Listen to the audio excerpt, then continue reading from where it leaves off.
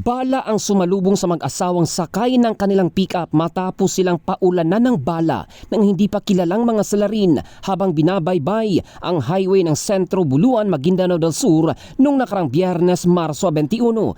Dead on the spot ang biktimang si Arthur Patrimonio Alicanal, 70 anyos, manager ng isang agri-machinery company matapos magtamo ng mga tama ng bala sa ulo at katawan.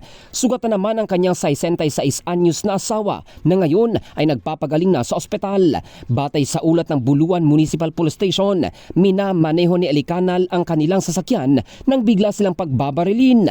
Sa dami ng tama, nawalan siya ng kontrol sa manibela dahilan upang lumihis ang sasakyan at nahulog sa isang latian sa tabi ng kalsada.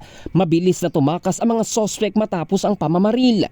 Iniimbestigahan na ng mga otoridad ang insidente. Samantala, nakapagtala na ng mahigit 10 kaso ng pamamaril sa bayan ng Buluan mula nang ipatupad ang COMELEC gun ban noong Enero 12 bilang paghahanda sa nalalapit na eleksyon.